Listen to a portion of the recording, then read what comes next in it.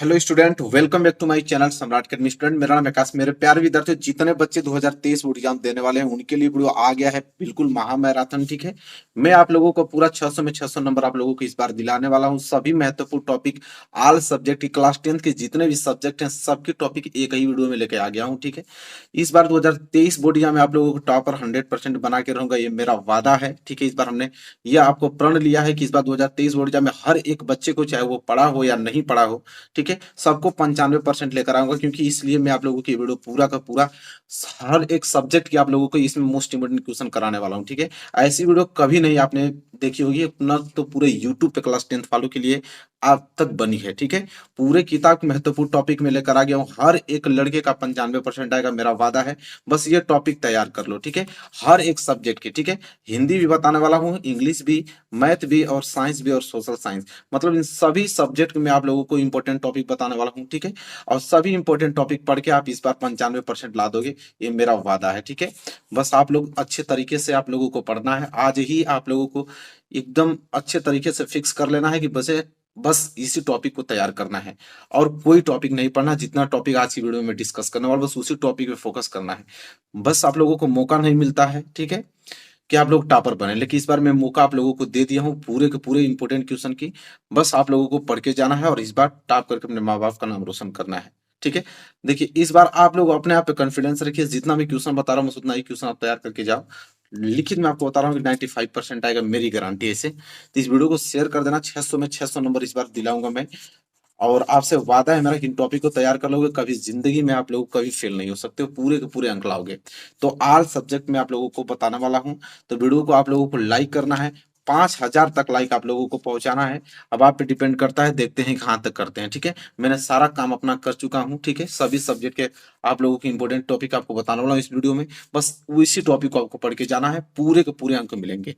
तो चलिए वीडियो को स्टार्ट करते हैं। एक ही बात कहना चाहूंगा, लाइक करना है जरूर से, और चैनल को सब्सक्राइब कर लेना है। ठीक है, आगे तक आपका साथ हमारे साथ बना रहेगा। ठीक है, और हर एक पल में आप लोगों के साथ रहूंगा। चाहे कोई भी सब्जेक्ट में दिक्कत हो, कमेंट करके बताना, मैं तुरंत टॉपिक बता दूंगा। ठीक है, तो चलिए सबसे पहले हम लोग देखेंगे हिंदी के, कि कौन से हिंदी के, फिर इंग्लिश के, मैथ के, साइंस के, सोशल साइंस, सब कुछ देखने वाले हैं। चलिए वीडियो स्टार्ट करते हैं। लो, ठीक है, इस बार 2023 में 95% का टारगेट है, उसी की बेस पे हम लोग तैयारी करा रहे हैं आप लोगों को। देखिए सबसे पहले आप लोगों को याद क्या करना है, मैं आपको बता रहा हूँ। ठीक है, मुद्दे पे बात आते हैं यहाँ पे। सबसे पहले महत्वपूर्ण रचना, ठीक है, और उनके लेखक एवं कवि के नाम सबसे ज्यादा इंपॉर्टेंट है, जो मैं आप लोगों को बता रहा हूँ। देखिए लेखक और कवि के रचना से 5 नंबर के क्वेश्चन इस बार बोर्ड एग्जाम में आने वाले हैं। ठीक है, तो जितने महत्वपूर्ण लेखक हैं यहाँ पे, ठीक है, और कवि हैं, उनके कम से कम 3 3 4 4 आप लोगों की रचनाएं याद होनी चाहिए, और यहाँ से 5 नंबर आप लोगों का बिल्कुल फिक्स हो जाएगा। ठीक है, इसके बाद अगर हम बात करें आगे चलकर, तो ये आपका रीतिकाल हुआ, और आधुनिक काल हुआ, और छायावादी युग हुआ, द्विवेदी युग हुआ, और प्रगतिवादी युग हुआ। ठीक है, इनके आपकी विशेषताएं या प्रवृत्तियां याद करनी। देखिए विशेषताएं या प्रवृत्तियां दोनों एक ही होता है। ठीक है, क्वेश्चन में विशेषता पूछ लेता है, कभी कभी प्रवृत्तियां पूछ लेता है। ठीक है, तो रीतिकाल, आधुनिक काल, छायावादी, द्विवेदी युग, प्रगतिवादी युग, कम से कम दो दो आप लोगों की विशेषता तो याद होना ही चाहिए। ठीक है, तो यहाँ से अगर दो दो विशेषता अगर आप याद कर लेते हो, तो यहाँ से भी आप लोगों के 5 नंबर के प्रश्न बनने वाले हैं विशेषता से लेकर। ठीक है, आपको दे देगा बहुविकल्पीय प्रश्न, ऑब्जेक्टिव क्वेश्चन नहीं बनेंगे यहाँ से, सबको मालूम है। ठीक है, ऑब्जेक्टिव क्वेश्चन बनेंगे यहाँ से 10 नंबर के। तो इन दोनों टॉपिक से आप लोगों का 10 नंबर बिल्कुल क्लियर हो जाएगा। ठीक है, एक दिन में चाहेंगे आप तो ये दोनों को आप याद कर पाओगे। ठीक है, और पूरा का पूरा नंबर आप ले जाओगे। तो ये क्लियर हो गया। इसके बाद आप लोगों को आगे क्या करना है, सबसे ज्यादा जो कि महत्वपूर्ण है, आपको महत्वपूर्ण गद्यांश याद करना है। क्योंकि गद्यांश इस बार मेरे प्यारे विद्यार्थियों 6 नंबर के लिए आएगा। कितने नंबर के लिए? 6 नंबर के लिए आप लोगों का गद्यांश आएगा। और कौन सा गद्यांश पढ़ना वो भी मैं आप लोगों को बता देता हूँ। मात्र 15-16 दिन में आप लोग पूरा का पूरा हिंदी को पढ़ डालोगे। देखिए मित्रता चैप्टर जो है, मित्रता चैप्टर को लिखे हैं आचार्य रामचंद्र शुक्ल जी, और मित्रता चैप्टर के जितने मोस्ट इंपोर्टेंट आप लोगों को गद्यांश में करा दूंगा आप लोगों को, और अपने से भी आप लोगों को पढ़ना है। ठीक है, और दूसरा आप लोगों का ममता है, और तीसरा आपका भारतीय संस्कृति है। ममता को कौन लिखे हैं? जयशंकर प्रसाद जी, और भारतीय संस्कृति को डॉक्टर राजेंद्र प्रसाद जी लिखे हैं। इसी 3 पार्ट का आप लोगों को पूरा का पूरा गद्यांश पढ़ना है, और इससे बाहर एग्जाम में नहीं आएगा। ठीक है, पूरा तैयार कर लेना आप लोग, और 6 नंबर के लिए पूछा जाएगा, और फिक्स है कि पूछा जाएगा। ठीक है, मात्र 3 ही चैप्टर पर फोकस करना, और ज्यादा चैप्टर पर फोकस करने की जरूरत नहीं है आप लोगों को। ठीक है, बिल्कुल कोई चीज फालतू आपको पढ़ने की जरूरत नहीं, वही चीज पढ़ना जो कि एग्जाम में आएगा। इसके बाद गद्यांश के बाद पद्यांश भी आता है, ठीक है। अब पद्यांश भी आप लोगों का 6 नंबर के ही होता है, ठीक है। 6 नंबर के लिए आप लोगों का पद्यांश भी पूछा जाता है। कौन से चैप्टर पढ़ना है आप लोगों को? पहला पद, ये तो आपको याद होना ही चाहिए, सूरदास का, जो कि सबसे ज्यादा इंपॉर्टेंट है, ठीक है। पद, दूसरा आपका है धनुष भंग, जिसको लिखे हैं तुलसीदास जी, ठीक है। और तीसरा भक्ति नीति, जिसे लिखे हैं बिहारी लाल जी। तो इन तीनों चैप्टर के जितने महत्वपूर्ण आप लोगों को गद्यांश है, अरे पद्यांश, पद्यांश आप लोगों को पूरा पढ़ लेना है। और कुछ इंपॉर्टेंट रहेंगे जो मैं आप लोगों को यूट्यूब पे कराता रहूंगा, और पूरा का पूरा क्लियर हो जाएगा आप लोगों को। लेकिन इतना ही पढ़ना है, 3 चैप्टर। इसके अलावा कोई चैप्टर पे आप लोगों को कुछ जरूरत नहीं है पढ़ने की, ठीक है। इतना ही फोकस करोगे, पूरा का पूरा नंबर आएगा, क्योंकि इसी चैप्टर से ही आता है, ठीक है। तो यहाँ पे पद्यांश और यहाँ पे गद्यांश, तो गद्यांश और पद्यांश से ही आप लोगों को 12 नंबर क्लियर हो गया। और 10 नंबर यहाँ से जो हमने बताया, तो यहाँ से 12 और 10 कितना हो गया? 22 नंबर। तो 22 नंबर तो आप लोग बस 2 टॉपिक से पास हो जाओगे चाहोगे तो। चलो आगे बढ़ते हैं, क्या पढ़ना है। और इसके बाद आप लोग जो कि सबसे इंपॉर्टेंट है, जो कि फिक्स रहता है, और यहाँ पे आप देख पाओगे लेखक का जीवन परिचय। अब 5-5 नंबर का आप जीवन परिचय आने लगा। पहले 3 नंबर का आता था, लेकिन अब 5 नंबर। इस बार 2023 बोर्ड एग्जाम में 5 नंबर का जीवन परिचय आएगा। देखिए, लेखक का जीवन परिचय आपको याद करना है, इधर कवि का जीवन परिचय याद करना है।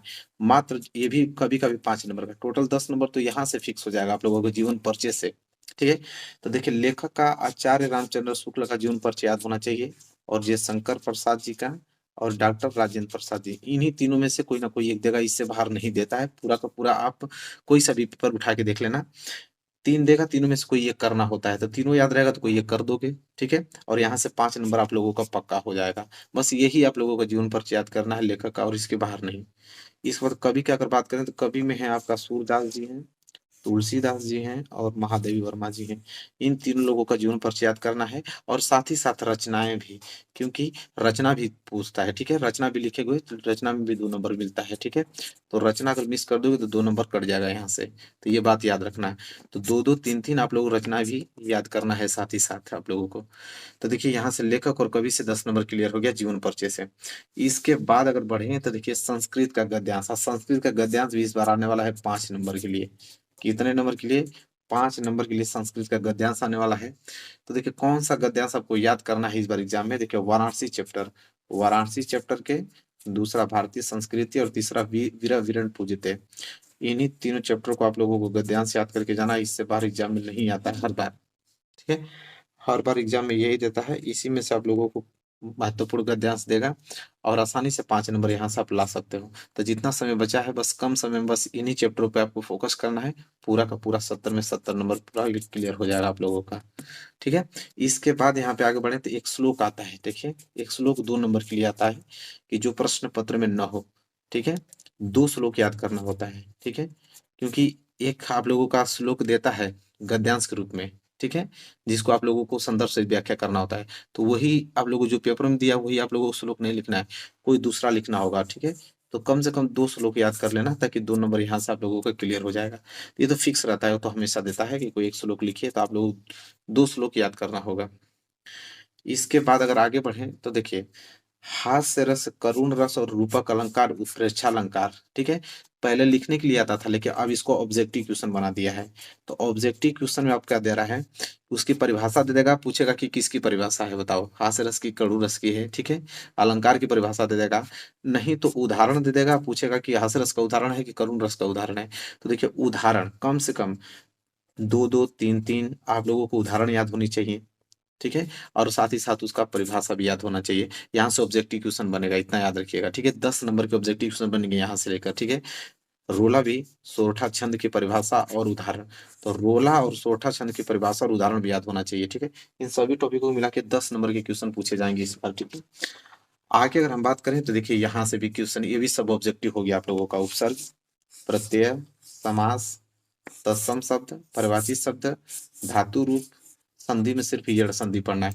अब ये सब ऑब्जेक्टिव हो गया 10 नंबर के लिए, आप लोगों के एग्जाम में आएंगे, ठीक है। तो 10 नंबर तो यहाँ से इन टॉपिकों से क्लियर हो जाएगा। बस आप लोगों को याद करना है, ठीक है, ऑब्जेक्टिव क्वेश्चन। और मैं लगातार प्रैक्टिस करा रहा हूँ आप लोगों को ऑब्जेक्टिव क्वेश्चन का, और यहाँ से पूरा का पूरा क्लियर हो जाएगा 10 नंबर, ठीक है। इसी प्रकार आप लोगों को पढ़ना है। ये भी क्लियर हो गया। चलिए आगे बढ़ते हैं। अगला जो कि बहुत ही ज्यादा महत्वपूर्ण टॉपिक है 9 नंबर के लिए। अब तो आप लोगों का निबंध 9 नंबर के लिए आ रहा है, ठीक है। और सबसे ज्यादा स्कोरिंग आप लोगों का क्वेश्चन यही है, निबंध। कौन सा निबंध याद करके जाना है 2023 बोर्डिया में, आपको बता रहा हूँ। जैसे पहला आप लोगों का है प्रदूषण की समस्या तथा समाधान, ये बहुत ज्यादा इंपॉर्टेंट है, ठीक है। हर बार आता है, इसको आपको एकदम रट जाना है। 9 नंबर अगर आपको चाहिए तो।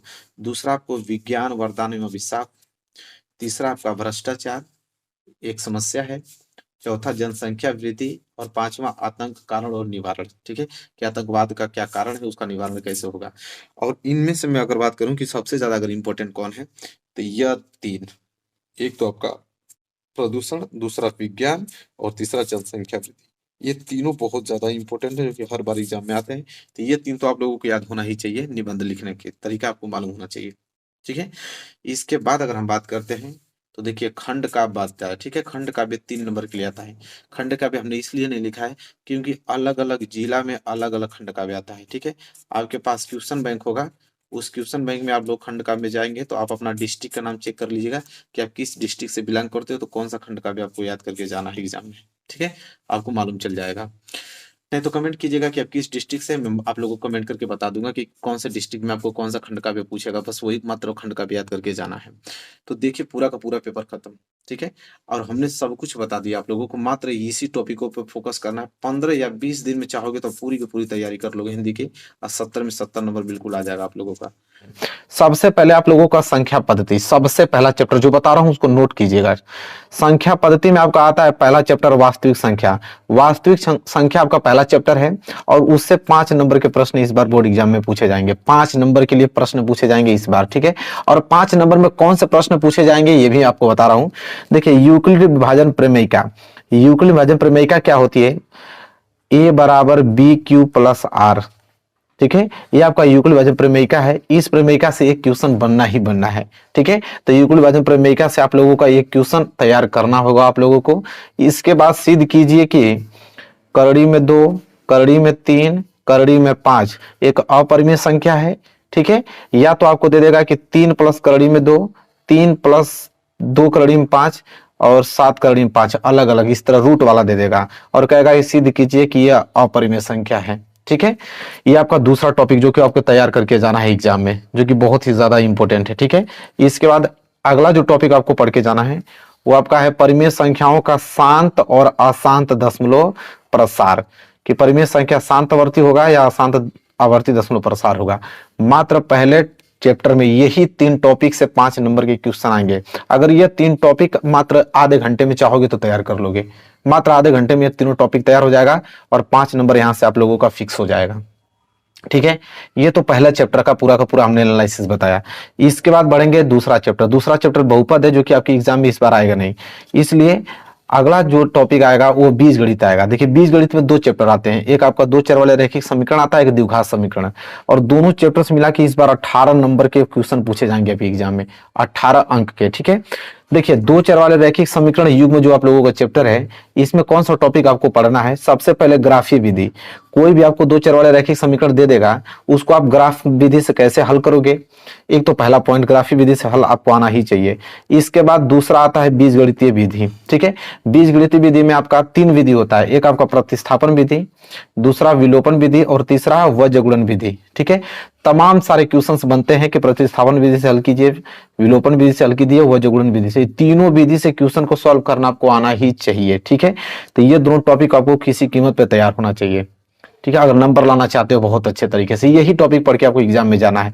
सबसे ज्यादा अगर इंपॉर्टेंट बात करें तो यह सबसे ज्यादा, ये तो आप लोगों का 6 नंबर फिक्स कराएगा, हर बार आता है, इस बार भी आएगा, तो इसको तैयार करना ही पड़ेगा।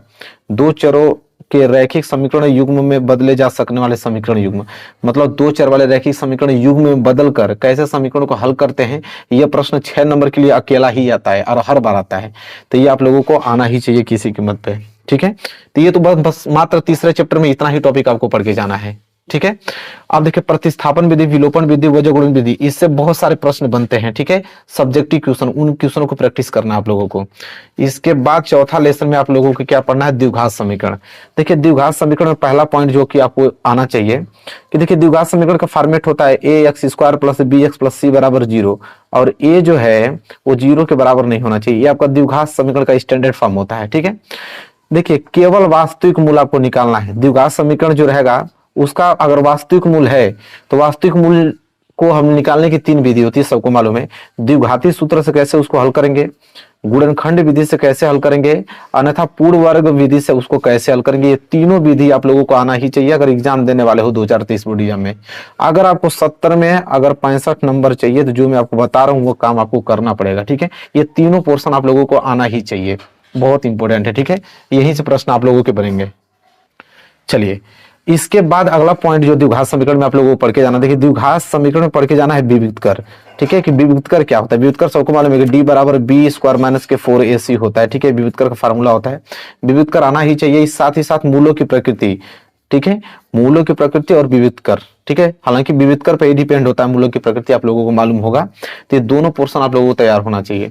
इसके बाद दैनिक जीवन में अनुप्रयोग वाले प्रश्न, जैसे आयु वाले प्रश्न आ जाते हैं, एज वाले, कि मोहन सोहन से 2 वर्ष बड़ा है तो 4 वर्ष पहले कितने रहा होगा। ठीक है, एज वाले क्वेश्चन बनते हैं हमेशा। एक भिन्न वाला कि कोई भिन्न 5/4 हो जाती है, जब उसके अंश में 2 जोड़ दिया जाता है, हर में से 5 घटा लिया जाता है। ठीक है, इसके बाद धारा के अनुकूल प्रतिकूल वाला, एक धारा नाव वाला चाल, कि धारा के अनुकूल इतना चाल है, फिर धारा के प्रतिकूल आने में इतना समय लग रहा है, धारा की चाल बताइए, नाव की चाल पूछता है। ठीक है, तो यह तीनों जो पोर्शन के क्वेश्चन है आपको तैयार होने चाहिए, बहुत ही ज्यादा इंपॉर्टेंट है। ठीक है, अगर अच्छे नंबर लाना चाहते हो तो यह दोनों पोर्शन आपका द्विघात समीकरण और 2 चर वाले रैखिक समीकरण, टोटल 18 नंबर के क्वेश्चन पूछे जाएंगे। अभी हमने दिखाया यहाँ पे 18 नंबर के क्वेश्चन यहाँ से आप लोगों का क्लियर हो जाएगा। इसके बाद अगर हम आगे बढ़ें तो अगला आता है निर्देशांक ज्यामिति। निर्देशांक ज्यामिति से 5 नंबर के प्रश्न बनने वाले हैं, और 5 नंबर प्रश्न कहां से बनेंगे वो भी नोट कर लीजिए। सबसे पहले दूरी सूत्र, देखिए दूरी सूत्र आपको मालूम होना चाहिए, सबको मालूम है दूरी सूत्र क्या होता है। ठीक है, करड़ी में x1 माइनस x2 का whole square plus y2 minus y1 का होल स्क्वायर, तो दो बिंदुओं के बीच की दूरी सूत्र आपको मालूम होना चाहिए। इसके बाद विभाजन सूत्र, ठीक है, विभाजन सूत्र पे आप लोगों का अनुपात पूछ लेता है कि किस अनुपात में उसको विभाजित करेगा। ठीक है, या तो उस बिंदु का निर्देशांक पूछ लेता है, और सबसे इंपॉर्टेंट है त्रिभुज का क्षेत्रफल। सबसे इंपॉर्टेंट, त्रिभुज का 3 निर्देशांक दे देगा, 3 निर्देशांक देने के बाद त्रिभुज का क्षेत्रफल पूछ लेता है। कभी कभी पूछ लेता है कि अगर बिंदु संरेख हो तब क्षेत्रफल क्या होगा। तो यही 3 पॉइंट आप लोगों को निर्देशांक ज्यामिति में आयात करके जाना है, आप लोगों को प्रैक्टिस करके जाना है, दूरी सूत्र, विभाजन सूत्र और त्रिभुज का क्षेत्रफल। ठीक है, चलिए अगला अगर टॉपिक बढ़े, अगला आता है आप लोगों का ज्यामिति। देखिए ज्यामिति 12 नंबर के पूछा जाएगा, और ज्यामिति में 2 चैप्टर आता है, एक आपका त्रिभुज, एक रचना आता है। ठीक है, त्रिभुज से 6 नंबर का, रचना से 6 नंबर का। ठीक है, तो देखते हैं त्रिभुज में कौन सा आप लोगों को पॉइंट याद करके जाना। देखिए समरूप त्रिभुजों के सत्यापन, 2 अगर त्रिभुज समरूप हैं तो उसको कैसे सत्यापित करोगे। जैसे यहाँ पे पहला ए, अगर किसी 2 त्रिभुज के तीनों कोण अगर आपस में बराबर हो तो आप उसको समरूप सिद्ध कर सकते हो, समरूप कह सकते हो। या तो तीनों भुजाएं अगर बराबर हो तो समरूप कैसे सिद्ध की जाती है, या 2 भुजाएं और उनके बीच बनने वाला कोण अगर बराबर हो तो उस त्रिभुज को कैसे समरूप सिद्ध करेंगे। ये तीनों थ्योरम आप लोगों को सिद्ध करना आना ही चाहिए। साथ ही साथ पाइथागोरस प्रमेय, कि पाइथागोरस प्रमेय क्या होता है, कर्ण बराबर लंब स्क्वायर प्लस आधार स्क्वायर, कैसे इसका सत्यापन होता है, ये आपको आना ही चाहिए। यहां से क्वेश्चन बनना फिक्स है, यहीं से बनेगा क्वेश्चन, थ्योरम देता है आपको सिद्ध करने के लिए। ठीक है, तो ये चीज क्लियर होना चाहिए। साथ ही साथ त्रिभुज के बाद अगर हम आगे बढ़े तो रचना के बारे में देखिए। रचना से जो क्वेश्चन आएगा आप लोगों का, 3 ही रचना मात्र आता है, 3 ही रचना आप लोगों को याद करके जाना है। पहला रचना कि दिए हुए रेखाखंड का दिए हुए अनुपात में विभाजन करना। एक रेखाखंड दे देगा, कहेगा कि 5.6 सेंटीमीटर का एक रेखाखंड है, उसको 7/8 के अनुपात में विभाजित कीजिए, पहला क्वेश्चन। दूसरा है कि एक वृत्त के बाहर स्थित एक बिंदु से उस पर स्पर्श रेखाओं की रचना करना। ठीक है, कोई एक वृत्त है, उसके बाहर एक बिंदु है, उस पर स्पर्श रेखा की रचना कैसे करेंगे, दूसरे कैटेगरी का प्रश्न आता है। और तीसरा कि एक दिए गए त्रिभुज के समरूप त्रिभुज की रचना करना। एक त्रिभुज दिया रहेगा, उसी के समरूप एक त्रिभुज का और रचना करना पड़ेगा। मात्र 3 ही कैटेगरी के क्वेश्चन आते हैं, हालांकि मैं करा दूंगा आप लोगों को, लेकिन आप लोग भी अपने से प्रैक्टिस कर लीजिएगा। इसी 3 रचना करके हम लोग आराम से 6 नंबर ला सकते हैं। ठीक है, चलिए रचना भी हो गया।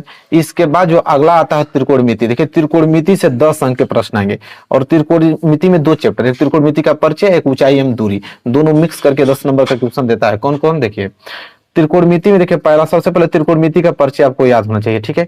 त्रिकोणमिति का जो परिचय आप लोगों का चैप्टर है, उस चैप्टर में कौन सा पॉइंट याद करना है कि समकोण त्रिभुज के न्यून कोणों के त्रिकोणमितीय अनुपात, जैसे 0 डिग्री हुआ, 90 डिग्री के अंतर्गत जितने त्रिकोणमितीय अनुपात बनते हैं उस तरह के क्वेश्चन आपको लगाना आना चाहिए। साथ ही साथ सर्वसमीका, सर्वसमीका मतलब ये चीज होता है, वहां पे आपको दे देगा सर्वसमीका में पूरक कोणों का अनुपात, पूरक कोणों का अनुपात जैसे यहाँ पे दे देगा आपको साइन 90 माइनस थीटा बराबर कॉस थीटा आता है, कॉस 90 माइनस थीटा बराबर साइन थीटा आता है। इस प्रकार के प्रश्नों को इंक्लूड करेगा, ठीक है। जैसे यहाँ पे होता है ना साइन 55 अंश दे देगा बटे में कॉस 53 अंश दे देगा, वैल्यू इसका पूछेगा, तो पूरक कोणों के अनुपात आपको होना चाहिए, ठीक है। इस कैटेगरी में मात्र 2 कैटेगरी के प्रश्न आना चाहिए। और 0 90 डिग्री के त्रिकोणमितीय अनुपात में समझ रहे हैं, जैसे दे देगा आपको कि साइन 90 अंश प्लस कॉस 60 अंश बटे में कोसेक यहाँ दे देगा आपको 90 अंश, कहेगा हल कीजिए, तो यहाँ पे डायरेक्ट आप वैल्यू रख के इसे पुटअप करके हल कर दोगे, ठीक है। तो यहाँ से प्रश्न आप लोगों को बनेगा, यही प्रश्न आपको तैयार करना है। आगे अगर बात करें तो ऊंचाई एवं दूरी, देखिए height and distance, height and distance से आप लोगों का एक क्वेश्चन तो बनता ही बनता है, ठीक है। 6 नंबर के लिए वो क्वेश्चन आते हैं या तो 4 नंबर के लिए, 2 ही कैटेगरी का देता है।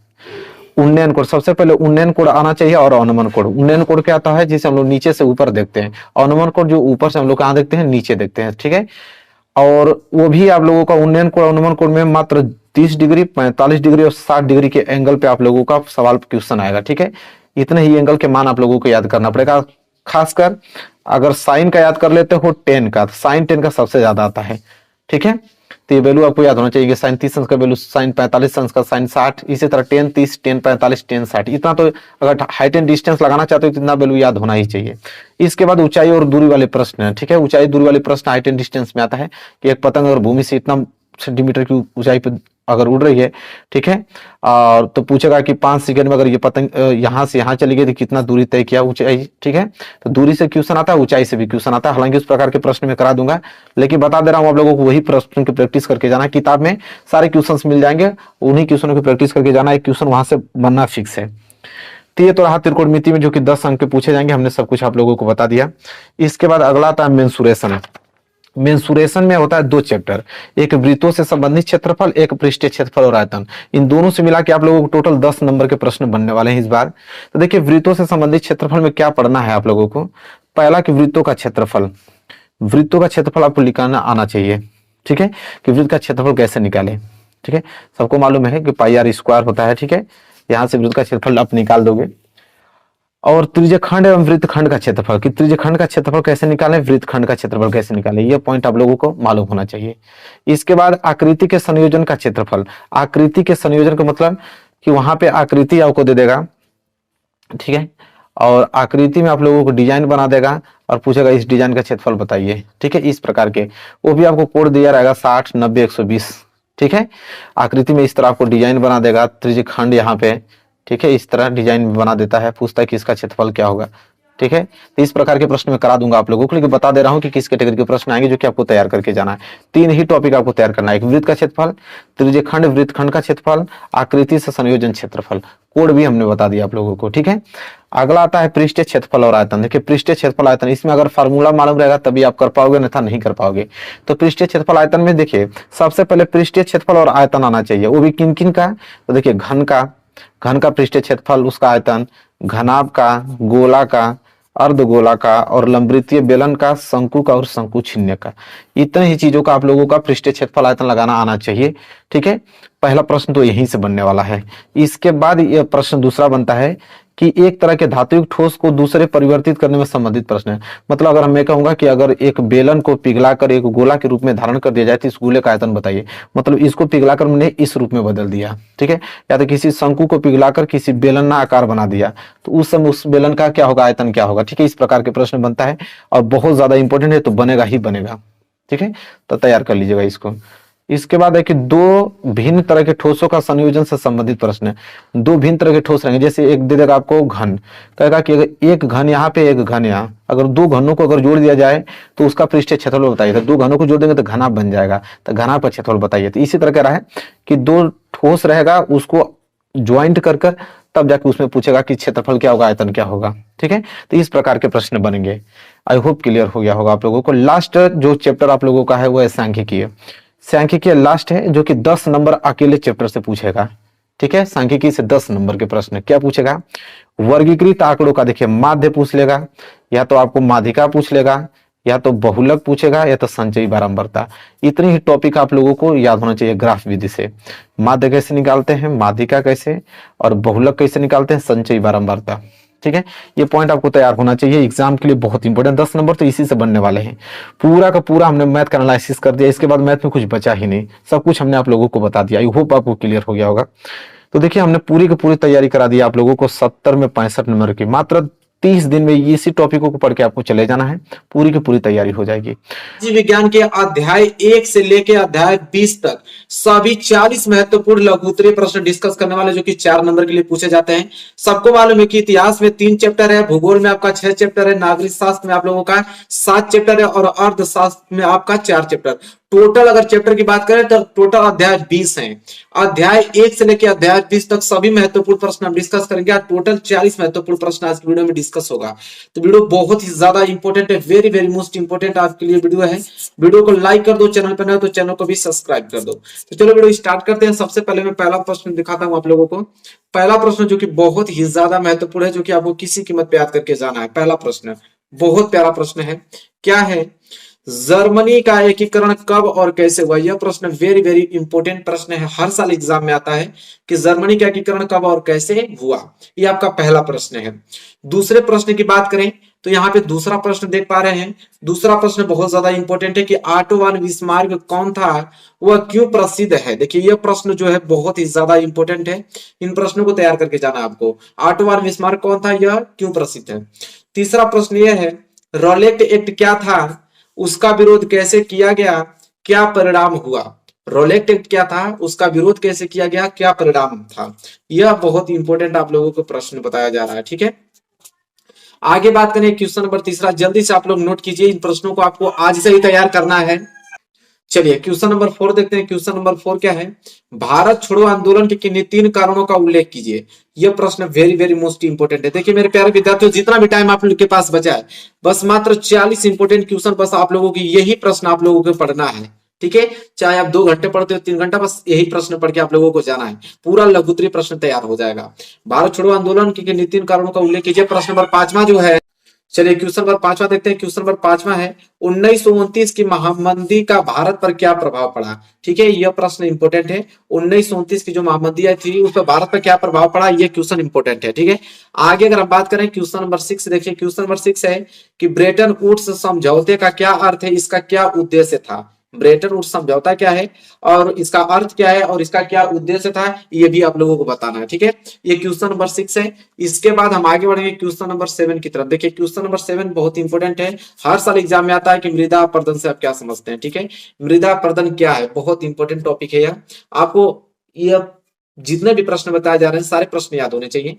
प्रश्न नंबर इंपॉर्टेंट 8वां देखिए। प्रश्न नंबर 8वां है कि भूक्षरण से आप क्या समझते हैं, इसे रोकने के लिए कोई 4 उपाय बताइए। देखिए प्रश्न इंपॉर्टेंट है, भूक्षरण से आप क्या समझते हैं, इसे रोकने के लिए कोई 4 उपाय बताना। ठीक है, इस प्रश्न को नोट कर लीजिए। इसके बाद प्रश्न नंबर 9 आता है, जो कि बहुत ही ज्यादा इंपॉर्टेंट है कि पहाड़ी क्षेत्रों में मृदा अपरदन के रोकथाम के लिए कदम उठाने चाहिए।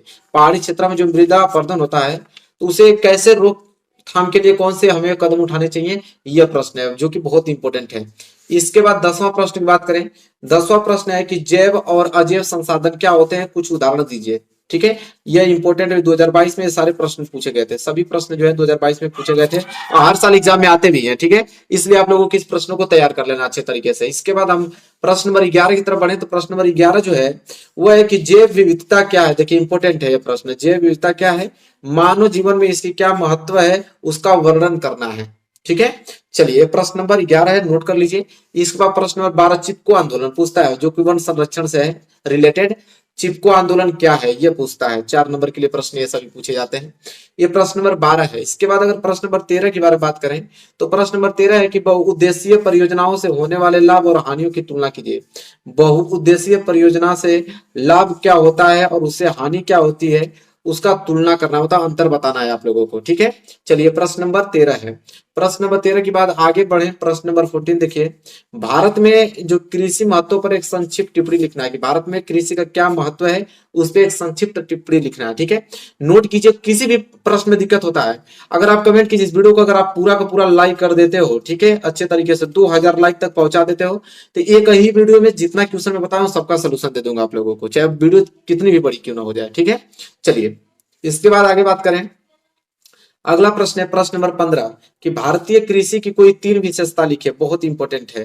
भारतीय कृषि की कोई 3 विशेषता पूछ रहा है यहाँ पे प्रश्न नंबर 15 में, जो कि बहुत इंपॉर्टेंट या आप लोगों के लिए प्रश्न है, प्रश्न नंबर 15।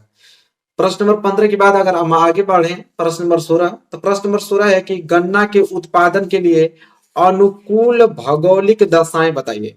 कह रहा है कि गन्ना का उत्पादन के लिए कौन से भौगोलिक दशाएं हैं, ठीक है, वो वर्णन करना है उसका, ठीक है। प्रश्न नंबर 16 जो कि इंपॉर्टेंट है। प्रश्न नंबर 16 के बाद प्रश्न नंबर 17वां जो है वो देखिए, चावल की उपज के लिए, वो तो गन्ना की उपज क्या था, चावल की उपज के लिए आवश्यक 3 भौगोलिक दशाओं का वर्णन कीजिए। या तो गन्ना या तो चावल, इस दोनों में से जरूर एक देता है, इतना इंपॉर्टेंट ये टॉपिक मैं आप लोगों को बता रहा हूँ, ठीक है। तैयार कर लीजिएगा मेरे प्यारे विद्यार्थियों किसी कीमत पे। चलिए क्वेश्चन नंबर 17 हो गया, क्वेश्चन नंबर 18 की तरफ बढ़ते हैं। देखिए क्वेश्चन नंबर 18 क्या है, क्वेश्चन नंबर 18 है एक पेय फसल का नाम लिखिए और उसके उत्पादन में प्रकाश डालिए। इंपॉर्टेंट प्रश्न है, ठीक है। एक पेय फसल का नाम बताना है और उसका उत्पादन भी बताना है कि उसका उत्पादन कैसे होगा। इसके बाद क्वेश्चन नंबर 19वां है, ऊर्जा के परंपरागत स्रोत किसे कहते हैं, उदाहरण सहित बताइए कि ऊर्जा का कौन सा परंपरागत स्रोत है और उदाहरण सहित आप लोगों को बताना है। प्रश्न बहुत ही ज्यादा इंपॉर्टेंट यह प्रश्न है, ठीक है। इसके बाद प्रश्न नंबर 20वां है, खनिज संरक्षण की आवश्यकता पर एक संक्षिप्त टिप्पणी लिखिए, ठीक है। खनिज संरक्षण की आवश्यकता पर एक संक्षिप्त टिप्पणी लिखना है। एक क्वेश्चन नंबर 20वां है, जल्दी से आप नोट कीजिए। क्वेश्चन नंबर 20 हो गया, तो क्वेश्चन नंबर 21 की तरफ बढ़ेंगे। क्वेश्चन नंबर 21 यह है कि सड़क परिवहन पर कोई 3 लाभ बताइए। सड़क परिवहन के कोई 3 लाभ बताना है।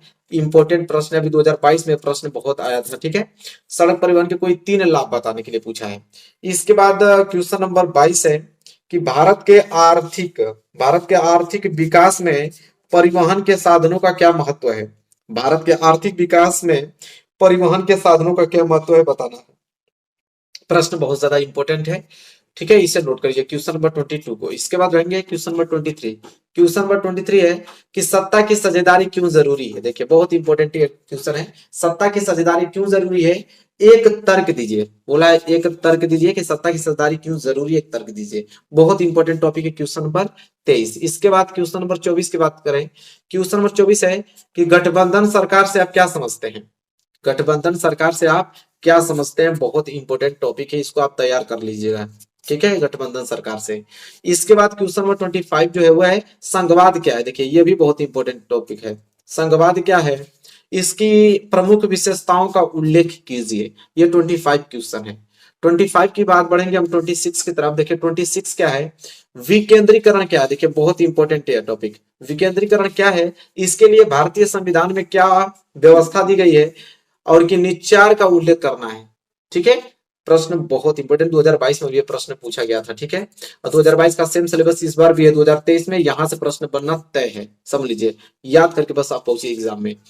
क्वेश्चन नंबर 27, लोकतांत्रिक देशों में सामाजिक विभाजन का क्या प्रभाव पड़ता है। लोकतांत्रिक देश में सामाजिक जो विभाजन है उसका क्या प्रभाव पड़ता है, ये क्वेश्चन पूछ रहा है क्वेश्चन नंबर 27, जो कि बहुत ही ज्यादा इंपॉर्टेंट है। इसके बाद अगर हम आगे बढ़ेंगे तो क्वेश्चन नंबर 29 की तरफ बढ़ेंगे। क्वेश्चन 27 नहीं, क्वेश्चन 28 की तरफ बढ़ेंगे। देखिए भारत में जाति प्रथा का राजनीति एवं समाज पर क्या प्रभाव पड़ा।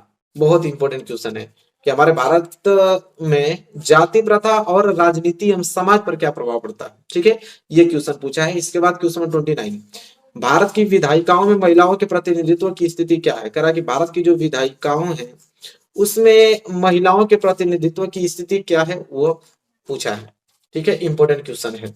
इसके बाद क्वेश्चन नंबर 30, भारतीय क्या पूछा है, भारतीय लोकतंत्र की 3 विशेषताएं बताइए। कह रहा कि भारतीय लोकतंत्र की 3 विशेषता पूछ रहा है कि 3 विशेषता बताइए, और यह प्रश्न बहुत ज्यादा इंपॉर्टेंट है, एकदम तैयार आप लोगों को कर लेना है। इसके बाद अगर आगे बढ़े तो क्वेश्चन नंबर 31, क्वेश्चन नंबर 31 है कि एक विकसित देश की क्या विशेषताएं होती है, स्पष्ट कीजिए। कह रहा है कि कोई एक विकसित देश है तो उसकी क्या विशेषता हो सकती है, उसको स्पष्ट करने के लिए पूछा है, ठीक है। चलिए क्वेश्चन नंबर 32, क्वेश्चन नंबर 32 है शिशु मृत्यु दर। देखिए यह बहुत इंपॉर्टेंट है, हर साल एग्जाम में आता है। शिशु मृत्यु दर रोकने के कोई 3 उपाय बताइए, कि शिशु मृत्यु दर रोकने के कोई 3 उपाय पूछा है, जो कि इंपॉर्टेंट है। इसके बाद 33 की तरफ बढ़ेंगे। 33 है अर्थव्यवस्था के तृतीय क्षेत्र से आप क्या समझते हैं, कोई 2 उदाहरण दीजिए। बहुत इंपॉर्टेंट क्वेश्चन है, ठीक है, very very most important question है। अर्थव्यवस्था के तृतीय क्षेत्र से आप क्या समझते हैं, कोई 2 उदाहरण दीजिए। इसके बाद अगर आगे बढ़ेंगे तो क्वेश्चन नंबर 34 जो है ये भी बहुत इंपॉर्टेंट क्वेश्चन है। असंगठित कार्य क्षेत्र से आप क्या समझते हैं, कि इसकी किन्हीं 3 समस्याओं को उल्लेख कीजिए। असंगठित कार्य क्षेत्र से आप क्या समझते हैं, ठीक है, और इसकी 3 समस्याओं को उल्लेख करना है, जो कि बहुत ही ज्यादा इंपॉर्टेंट आप लोगों के लिए क्वेश्चन है, जो कि तैयार करना है क्वेश्चन 34। इसके बाद 35 की तरफ बढ़ेंगे। 35 देखिए बहुत इंपॉर्टेंट, इसे तो आप लोगों याद कर ही लीजिएगा। राष्ट्रीय ग्राम ग्राम रोजगार गारंटी अधिनियम जो कि 2005 में चला गया, एक संक्षिप्त टिप्पणी लिखना है। राष्ट्रीय ग्राम रोजगार गारंटी अधिनियम 2005 पर एक संक्षिप्त टिप्पणी लिखिए। यह पॉइंट भैया आप लोगों की एक क्वेश्चन किसी कीमत पे याद होना ही चाहिए, ठीक है। इसके बाद 36 की तरफ बढ़ेंगे, और 36 है कि विदेशी व्यापार। देखिए इंपॉर्टेंट, विदेशी व्यापार से क्या आशय है, इसके किन्हीं 3 लाभों का वर्णन कीजिए। विदेशी व्यापार से क्या आशय है, इसके कोई 3 लाभों का वर्णन करना है, किन्हीं 3 लाभों का वर्णन। बहुत इंपॉर्टेंट ये टॉपिक मैं आप लोगों को बता रहा हूँ क्वेश्चन, ठीक है। इसके बाद 37 क्वेश्चन जो है वो है वैश्वीकरण से आप क्या समझते हैं। इंपॉर्टेंट क्वेश्चन, वैश्वीकरण से आप क्या समझते हैं, ये क्वेश्चन नंबर 37 है। इसके बाद अगर हम आगे बढ़े तो देखेंगे क्वेश्चन नंबर 38। क्वेश्चन नंबर 38 क्या है कि विश्व व्यापार संगठन से आप क्या समझते हैं। अभी हमने क्वेश्चन शायद लिखा था, नहीं, विदेशी व्यापार से क्या आशय है, ठीक है, विदेशी व्यापार से क्या से ये क्वेश्चन, और एक आपका यह विश्व व्यापार संगठन से आप क्या समझते हैं। बहुत इंपॉर्टेंट ये टॉपिक है, इन दोनों में से जरूर आएगा, ठीक है, तैयार कर लेना। इसके बाद 39 क्या है, उपभोक्ता आंदोलन के कारण बताइए कि हम उपभोक्ता आंदोलन को कैसे आगे बढ़ा सकते हैं। उपभोक्ता आंदोलन का कारण बताइए, और ये भी बताइए कि उपभोक्ता आंदोलन को कैसे आगे बढ़ा सकते हैं, ठीक है, इंपॉर्टेंट है। लास्ट प्रश्न आप लोगों का है पूरे चैप्टर का 40वां प्रश्न है कि विदेशी व्यापार को अनुकूल बनाने के कोई 3 सुझाव दीजिए, कि विदेशी व्यापार को कैसे अनुकूल बना सकते हैं, कोई 3 सुझाव देना है। तो जैसा कि देखा है आपने मेरे प्यारे विद्यार्थियों, टोटल 40 क्वेश्चन हमने पूरे किताब का हमने डिस्कस कर दिया है। इतने लोगों को साइंस में 95% चाहिए, ठीक है, एक बार कमेंट करके जरूर बताइएगा। उसी के लिए वीडियो बनाया हूं मैं आप लोगों को। जितने बच्चे सोच रहे थे सर साइंस में क्या होगा, कैसे नंबर लाएंगे, तो बिल्कुल टेंशन लेने की जरूरत नहीं है, इस वीडियो पे आप लोगों को पूरा क्लियर हो जाएगा। टोटल कितने 50 महत्वपूर्ण प्रश्न मैं आप लोगों को लेकर आया हूं। अगर 50 प्रश्न आप तैयार कर लेते हो, 100% मेरी गारंटी है, इस बात की मैं गारंटी लेता हूं, इससे बाहर बोर्ड एग्जाम में नहीं पूछेगा, ठीक है, 100% यह पक्का आपके एग्जाम में आएगा, ये मेरी गारंटी है, ठीक है। बस आप इन प्रश्नों को अच्छे तरीके से तैयार कर लेना है। अब कौन कौन से प्रश्न है मैं अभी बताने वाला हूं, लेकिन उससे पहले वीडियो को लाइक कर दो, चैनल पे नए तो चैनल को सब्सक्राइब कर लो, ठीक है। इस बार सारे बच्चे का 95% आना ही चाहिए हर एक सब्जेक्ट में। तो चलिए देखते हैं पहला प्रश्न जो कि आपको याद करना है क्या। पहला प्रश्न, बस यही प्रश्न, जितना आपके पास समय बचा है बस इसी प्रश्न को प्रैक्टिस करके आप लोगों को जाना है, ठीक है। पहला प्रश्न यहाँ पे यह है कि संयोजन तथा वियोजन अभिक्रिया, संयोजन तथा वियोजन अभिक्रिया, ये आप लोगों को आना ही चाहिए, रिएक्शन पूछता है, ठीक है, संयोजन तथा वियोजन अभिक्रिया। दूसरा है आपका उष्माक्षेपी तथा उष्माशोषी अभिक्रिया। देखिए ये जो दोनों प्रश्न हैं, ये बस एक प्रश्न अगर आप याद कर लेते हैं कि रासायनिक अभिक्रिया किसे कहते हैं, यह कितने प्रकार की होती है, तो उसी प्रश्न के अंतर्गत ये सभी आ जाएंगे, ठीक है। तो आप लोग संयोजन तथा वियोजन, उष्माक्षेपी, उष्माशोषी, यहाँ चारों में से एक तो जरूर ही देता है, ये तो गारंटी है भाई, ये चारों में से जरूर एक देगा आपको, ठीक है। इसके बाद तीसरा प्रश्न जो कि बहुत ही ज्यादा इंपॉर्टेंट है, रासायनिक समीकरण को संतुलित करने की विधियां। अब आपको रिएक्शन दे देगा, आपको संतुलित करना होगा, वहां से तो क्वेश्चन बनता ही बनता है, उसको कोई रोक नहीं सकता है। तो रासायनिक समीकरण को संतुलित कैसे करते हैं, ये आप लोगों को तरीका मालूम होना चाहिए। हालांकि एक वीडियो बना दूंगा मैं इस पे, आप लोगों को सारे रिएक्शन ले लूंगा, उसको संतुलित करके दिखा दूंगा आप लोगों को, ठीक है। मेरे प्यारे विद्यार्थियों, अगर इस वीडियो को 2000 लाइक तक पहुंचा देते हो, एक ही वीडियो में पूरा 50वें क्वेश्चन का सोल्यूशन दे दूंगा, भले ही वीडियो कितने ही लॉन्ग क्यों ना हो, ठीक है। तो चलिए आपकी सपोर्ट देखते हैं कि कहां तक आप लोग इस वीडियो को शेयर कर देते हो। क्वेश्चन नंबर 4, अम्ल, क्षार, लवण की परिभाषा, उदाहरण। अम्ल क्या होता है, क्षार क्या होता है, लवण, ये तीनों का परिभाषा याद होना चाहिए, दो एग्जाम्पल याद होना चाहिए, क्योंकि प्रश्न पूछ लेता कि अम्ल क्षार में अंतर बताइए, या कभी पूछ लेता अम्ल क्षार किसे कहते हैं, तो ये तीनों क्वेश्चन याद होना चाहिए। अम्ल किसे कहते हैं, क्षार किसे कहते हैं, लवण किसे कहते हैं, परिभाषा सहित और उदाहरण सहित आपको उदाहरण पे 1 नंबर मिलता है, ठीक है, इतना याद रखिएगा। इसके बाद बेकिंग सोडा, बेकिंग सोडा बनाने की विधि। बेकिंग सोडा मतलब जो खाने वाला सोडा होता है, मीठा सोडा होता है, तो खाने वाला सोडा कैसे बनता है, ठीक है, ये आप लोगों को उसकी बनाने की विधि याद होनी ही चाहिए। इसके बाद जस्ट धावन सोडा भी, ठीक है, बेकिंग सोडा, दावन सोडा। दावन सोडा मतलब आप लोगों को कपड़े धोने वाला जो सोडा होता है, ये दावन सोडा कैसे बनता है, ठीक है, इसकी बनाने की क्या विधि है। हालांकि इंपॉर्टेंट क्वेश्चन मैं हमेशा कराता रहता हूं, लेकिन आपको याद करना पड़ेगा इसको, क्वेश्चन को, अगर साइंस में 95 नंबर लाना चाहते हो तो, ठीक है। इसके बाद धावन सोडा गया, इसके बाद plaster of Paris. Plaster of Paris बनाने की विधि बहुत ही ज्यादा इंपॉर्टेंट ये क्वेश्चन है, ठीक है। ये तीनों आप लोगों को आना ही चाहिए, तीनों विधियां, बेकिंग सोडा बनाने की विधि, धावन सोडा बनाने की विधि, प्लास्टर ऑफ पेरिस बनाने की विधि, ठीक है, बहुत ही ज्यादा इंपॉर्टेंट है। एक भी क्वेश्चन बाहर नहीं जाएगा, मेरी बात की गारंटी है। बस जितना बता रहा हूं उतना क्वेश्चन याद कर लो बस, ठीक है। प्रश्न नंबर 8वां देखो, उदासीनीकरण अभिक्रिया। देखो उदासीनी अभिक्रिया क्या होती है, ठीक है, ये तो बहुत ही ज्यादा इंपॉर्टेंट है, ठीक है, उदासीनीकरण अभिक्रिया। इसके बाद आगे बढ़ेंगे, उदासीनीकरण अभिक्रिया जानते हैं ना, जब अम्ल और क्षार मिलकर लवण तथा जल बनाते हैं, ठीक है। चलिए क्वेश्चन बनाए धातु और अधातु के बारे में। धातु क्या होता है, अधातु क्या है, अंतर से प्रश्न पूछ लेता है, अंतर कि धातु और अधातु में अंतर बताइए, ठीक है, 4 नंबर के लिए प्रश्न पूछ देगा। बहुत इंपॉर्टेंट टॉपिक है, याद होना ही चाहिए आप लोगों को। इसके बाद आपका विद्युत रासायनिक श्रेणी, ठीक है, विद्युत रासायनिक श्रेणी क्या है और साथ ही साथ सजातीय श्रेणी क्या है, ये दोनों जो है बहुत ही ज्यादा इंपॉर्टेंट टॉपिक है, यहां से तो क्वेश्चन बनता ही बनता है, ठीक है। अम्ल क्षार लवण धातु अधातु ये सारे चैप्टर से क्वेश्चन लिए गए हैं, वो की बहुत इंपॉर्टेंट है, आपको तैयार करना ही है। विद्युत रासायनिक श्रेणी, सजातीय श्रेणी, ये क्वेश्चन नंबर कितना है, 11। आगे बात करते हैं, जो कि क्वेश्चन याद करके जाना है। आगे देखिए 12वां है आईयूपीएससी नाम का नामकरण। आईयूपीएससी नामकरण आपको लिखना ही पड़ेगा, क्योंकि यहां से प्रश्न 2 या 3 नंबर का प्रश्न देता है आईयूपीएससी नाम से, ठीक है, कि आईयूपीएससी इसका नाम लिखिए, तो आना ही चाहिए आप लोगों को भैया, किसी कीमत पे तैयार कर लो, ठीक है, अगर 95 नंबर लाना चाहते हो तो। क्वेश्चन नंबर 13 देखिए, संतृप्त और असंतृप्त हाइड्रोकार्बन। संतृप्त हाइड्रोकार्बन किसे कहते हैं और असंतृप्त हाइड्रोकार्बन किसे कहते हैं, ये आपको मालूम होना चाहिए। 2 नंबर के लिए प्रश्न पूछे जाते हैं, जो कि वेरी वेरी मोस्ट इंपोर्टेंट है। अगर दोनों पूछ दिया साथ में, संतृप्त और असंतृप्त, तो 4 नंबर के लिए प्रश्न बन जाएंगे, ठीक है, जो कि बहुत इंपॉर्टेंट है। इसके बाद साबुनीकरण अभिक्रिया, कि साबुन कैसे बनता है, साबुनीकरण अभिक्रिया बहुत ही ज्यादा इंपॉर्टेंट है, ठीक है, ये आप लोगों को याद होना ही चाहिए, साबुनीकरण अभिक्रिया। इसके बाद अगर हम बात करें तो क्वेश्चन नंबर 15 देखिए, जो कि इंपॉर्टेंट है, एस्टीकरण अभिक्रिया। एस्टीकरण अभिक्रिया क्या होती है, ठीक है, जो कि वेरी वेरी मोस्ट इंपॉर्टेंट है, क्वेश्चन 15वां है।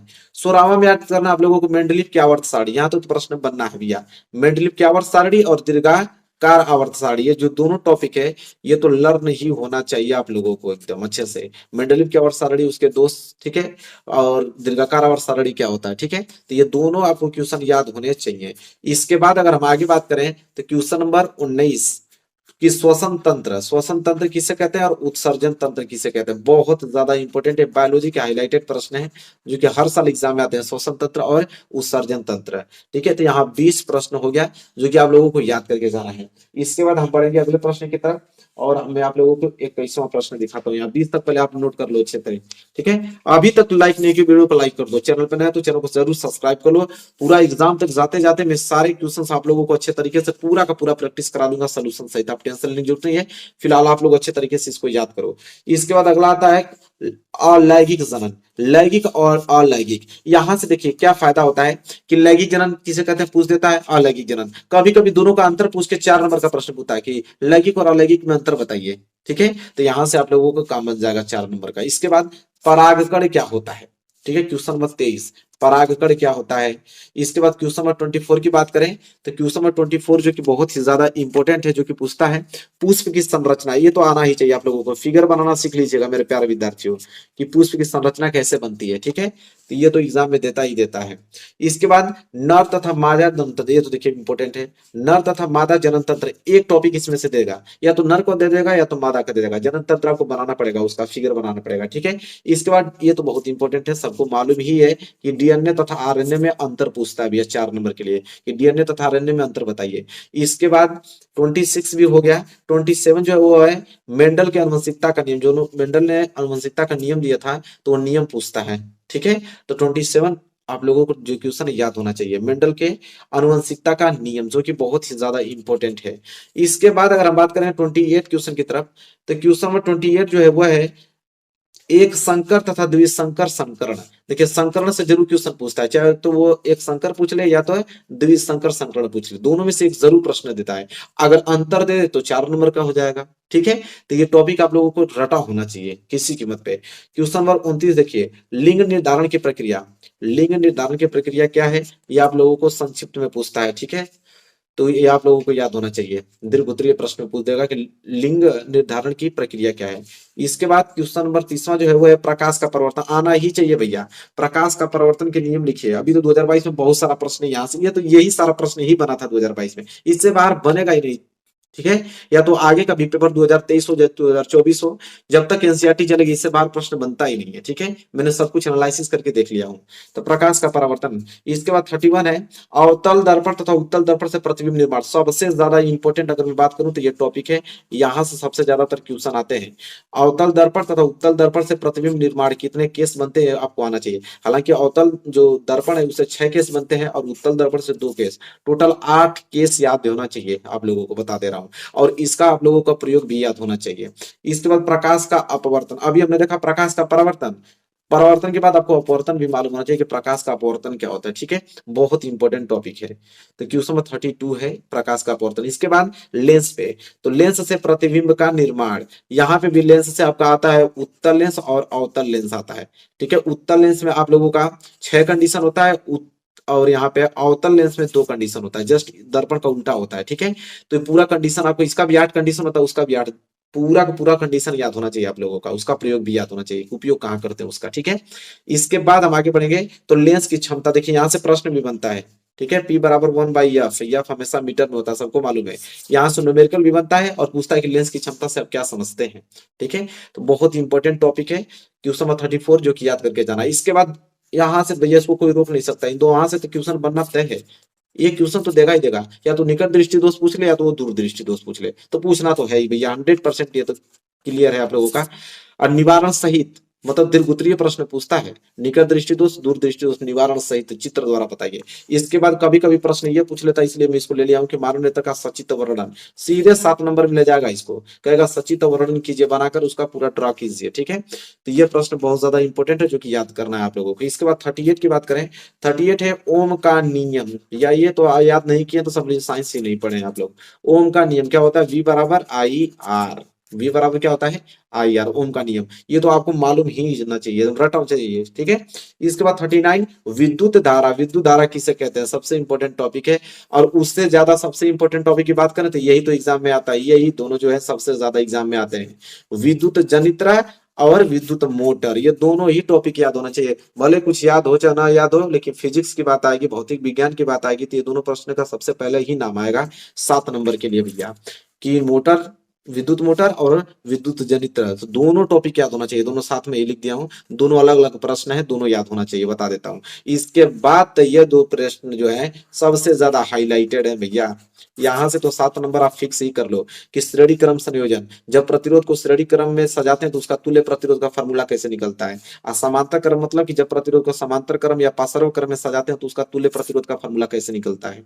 ठीक है, हालांकि मैं बता भी देता हूं, समांतर क्या होता है 1/RP, ठीक है, बराबर 1/R1 plus 1/R2 plus 1/R3, ऐसे चलता है।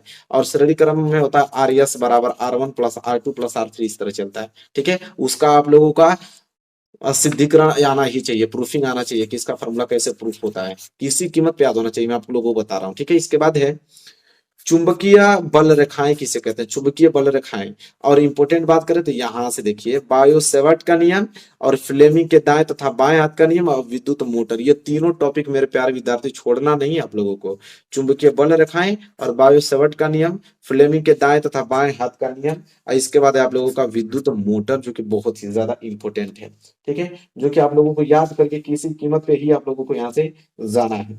चलिए, इसके बाद जो अगला प्रश्न है 47, वो है विद्युत जनित्र का। ठीक है, अभी हमने बताया था, दोनों को अलग अलग लिखवा दिया हूं। एक बार बताया था आपको, विद्युत मोटर और विद्युत जनरेटर दोनों साथ में याद होना चाहिए। इसके बाद फैराडे का प्रेरण नियम जो कि वेरी वेरी मोस्ट इंपोर्टेंट है। इसके बाद ओजोन का परत अपक्षय कैसे होता है और ऊर्जा का स्रोत, ये दोनों क्वेश्चन पर्यावरण से लिए गए थे, पर्यावरण के भी क्वेश्चन पूछे जाते हैं। ठीक है, सबसे ज्यादातर अगर पूछे जाते हैं तो यही दोनों पूछे जाते हैं, ओजोन परत का अपक्षय कैसे होता है, ऊर्जा का स्रोत क्या है। ठीक है, तो इतना प्रश्न आप लोगों को याद होना चाहिए किसी कीमत पे मेरे प्यारे विद्यार्थी, इसके बाद कोई फेल नहीं कर सकता है आप लोगों को। ठीक है, तो जैसा कि आपने देखा यहाँ पे कि हमने बहुत ही सारा मोस्ट इंपोर्टेंट क्वेश्चन आप लोगों को बता दिया, इससे बाहर नहीं जाएगा। हाँ, कुछ एक्स्ट्रा पॉइंट मैं आप लोगों को बताने वाला हूँ, अभी रुके रहिए, अभी जाना नहीं है आप लोगों को, जो कि सबसे ज्यादा महत्वपूर्ण है वही बात आप लोगों को बताने वाला हूँ। मैं थोड़ा सा दूसरा पेज ले लेता हूँ, ये सारे क्वेश्चन हो गया, सुन के ही जाइएगा आप लोग। और इसकी इतना प्रश्न याद होने के बाद दो काम और करना है आप लोगों को। दो काम कौन कौन से, एक आपका विद्युत और दूसरा आपका प्रकाश।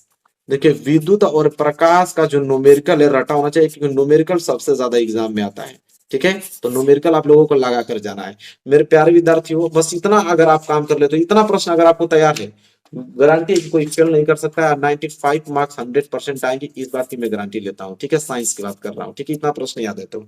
और मेरे प्यारे विद्यार्थियों, अगर 2000 लाइक तक पहुंचा देते हो, वीडियो को शेयर कर देते हो, ठीक है, 100% एक ही वीडियो में पूरा प्रश्न हल सहित आप लोगों को करा दूंगा। भले ये 3 घंटे या 2 घंटे की वीडियो बने, कोई फर्क नहीं पड़ता, आप लोगों के लिए सब कुछ है। ठीक है, हालांकि 2000 लाइक तक आप लोगों को इस वीडियो को पहुंचाना है, इसके बाद मैं तुरंत वीडियो इस पे प्रोवाइड कर दूंगा। तो चलिए मिलेंगे नेक्स्ट वीडियो में, तब तक के लिए धन्यवाद। चैनल पर नए तो जरूर चैनल से सब्सक्राइब कर लेना आप लोगों को। कि अगर आपने इंग्लिश में कुछ भी तैयारी नहीं किया है, ठीक है, तो 70 नंबर कैसे आप लोग लेकर आओगे। बहुत कम समय बचा हुआ है आप लोगों के पास, सिर्फ जितना मैं आपको बता रहा हूँ 100% उतना ही पढ़ के आप 101% गारंटी मेरी है कि आप लोग 70 में अच्छे नंबर ला पाओगे। ठीक है, इस बार हम लोगों को टारगेट 95% है।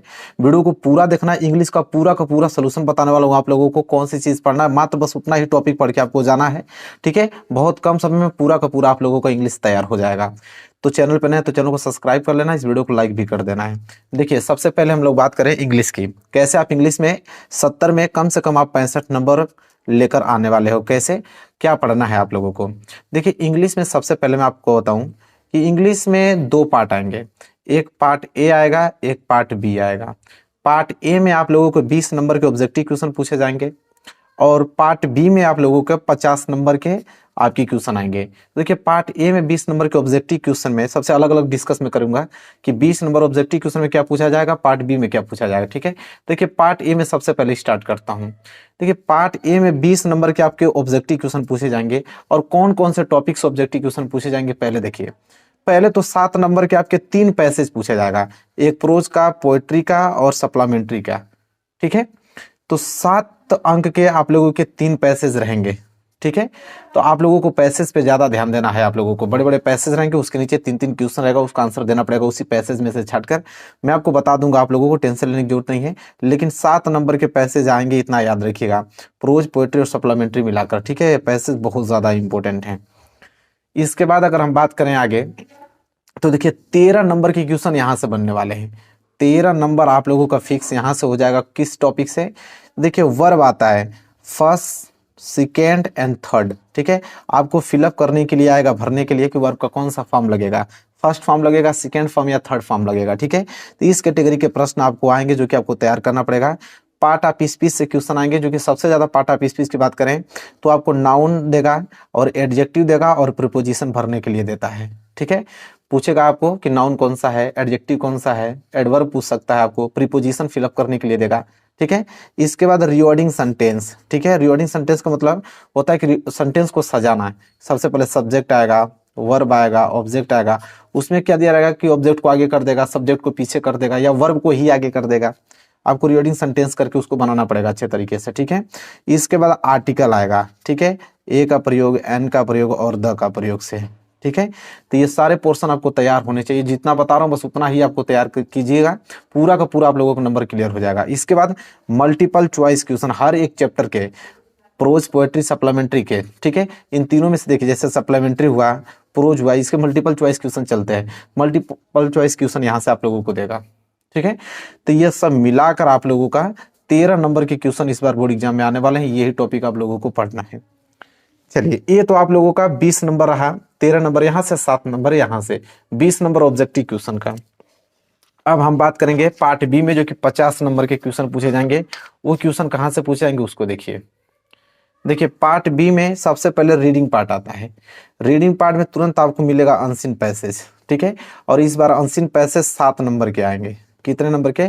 7 नंबर के। मैं आप लोगों को वीडियो बना दूंगा कि अनसीन पैसेज को कैसे सॉल्व करते हैं, कैसे लिखते हैं, ठीक है। तो 7 नंबर के अनसीन पैसेज आएगा, मैं आपको बता दूंगा तो वो क्लियर हो जाएगा आप लोगों को। इसके बाद राइटिंग का पार्ट आता है। राइटिंग में 2 चीज आती है, ठीक। एक तो आपको पहले लेटर देगा, लेटर, इसके बाद एप्लीकेशन। या तो वो लेटर दे सकता है या तो वो एप्लीकेशन, दोनों में से दोनों कोई एक दे सकता है। लेकिन कितने नंबर के? 4 नंबर के लिए रहेंगे आपके लिए। कौन से लेटर आपको इस बार याद करके जाना है, मैं लिख के लेके आया हूं, मैं आपको बता दे रहा हूं। वही आपको लेटर तैयार करके जाना है। जैसे पहला लेटर है कि from your school hostel write a letter to your mother to invite her attend and watch your school function. कह रहा है कि स्कूल के जो हॉस्टल में यहाँ पे प्रोग्राम है जो कि अटेंड करना है, ठीक है। अपने माता को के लिए बुलाना है आप लोगों को हॉस्टल में, ठीक है। तो हॉस्टल में कैसे अपने माता को फंक्शन में आप बुलाओगे, उसके लिए एक लेटर लिखना पड़ेगा आप लोगों को, ठीक है। इसके बाद दूसरा है कि राइट अ लेटर, एक लेटर लिखो योर फ्रेंड, अपने मित्र को, invite him on the occasion of your marriage, ठीक है। आपके शादी में उसको ओकेशन के लिए इनवाइट करना है, तो कैसे आप उसको लेटर लिखोगे? 2, ठीक है। दोनों आपको याद होने चाहिए। तीसरा कौन सा याद करके जाना है आप लोगों को कि राइट अ लेटर, एक लेटर लिखना है your friend inviting him to attend your sister brothers marriage. या तो आपकी बहन की शादी है या तो आपकी भाई का शादी है, तो आप कैसे इनवाइट करोगे अपने फ्रेंड को, ठीक है। तो यह 3 आपको याद होना चाहिए। इसके बाद चौथा जो कि आपको याद करना है, जो कि लेटर है कि write a letter to your friend thanking him for the gift he send to your birthday, ठीक है। कह रहा है कि बर्थडे पे आप लोगों को गिफ्ट अगर यहाँ पे भेज रहा है कोई मित्र, तो उसके लिए आप थैंक कैसे बोलोगे उसको, ठीक है। तो ये 3 और एक है पांचवा, जो चौथा है और पांचवा लास्ट है, write a letter to your father demanding money to purchase your books, ठीक है। आपने अपने पिता के लिए डिमांड किया है पैसे के लिए, क्या खरीदने के लिए? किताब खरीदने के लिए। तो कैसे आप लेटर लिखोगे, ठीक है। और किताब खरीदने के लिए आपको पैसा चाहिए अपने पिता से, तो कैसे आप लेटर लिखोगे उनके। तो यही 5 मात्र आप लोगों को जो एप्लीकेशन आपको बता रहा हूँ, लेटर, ये जो कि आप लोगों को याद करके जाना है, ठीक है। तो ये लेटर है आप लोगों का, ठीक है। तो लेटर 5 आपको याद करके जाना है, जो कि 4 नंबर के लिए आएगा। या तो लेटर देगा तो एप्लीकेशन, तो लेटर तो हमने बता दिया। एप्लीकेशन कौन सा देगा वो भी मैं आपको बता दे रहा हूँ, जो कि आप लोगों को याद करके जाना है। देखिए एप्लीकेशन, एप्लीकेशन यहाँ पे 4 में आपको बताने वाला हूँ। जैसे पहला एप्लीकेशन कि write an application to the principal of your college complaining एजेंट्स योर क्लास फेलो। बहुत ज़्यादा इंपॉर्टेंट है, इसको आप ट्रिक लगा लेना, ठीक है। ये आपको पहला आप लोगों का एप्लीकेशन हुआ। दूसरा यह है कि write an application to the principal to grant you leave for 3 days as you want to attend your sick mothers at home. मतलब आपकी माता घर पे बीमार हो गई हैं, तो 3 दिन के लिए आप लोगों को छुट्टी चाहिए, तो कैसे आप एप्लीकेशन लिखोगे, ठीक है। इसके बाद तीसरा जो है, जो कि याद करके जाना है कि write an application to the principal of your college requesting him to arrange evening games on the school ground, ठीक है। स्कूल ग्राउंड के लिए कैसे आप अरेंज कर रहे हो, ठीक है। प्रिंसिपल के लिए एप्लीकेशन लिखना है आप लोगों को, कुछ अरेंज चाहिए आप लोगों को स्कूल ग्राउंड में, तो उसके लिए कैसे आप प्रिंसिपल को एप्लीकेशन लिखोगे, ये चीज़। तीसरा यह कि write an application to the principal, चौथा है write an application to the principal of your college requesting him to give your character certificate for the school leaving fund transfer certificate.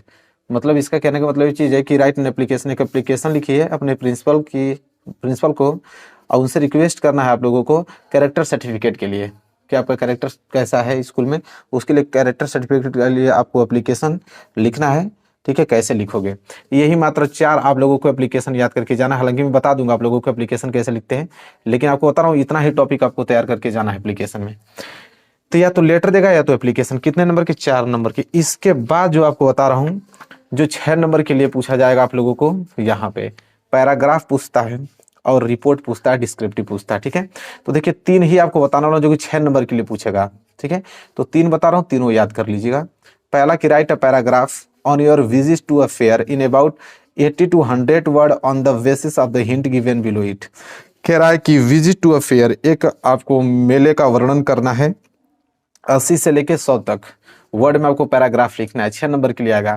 कह रहा है कुछ हिंट दिया है, वो हिंट आपको लिखना ही पड़ेगा, जैसे name and place, why and when it was held, shops, entertainment, conclusion, your impression।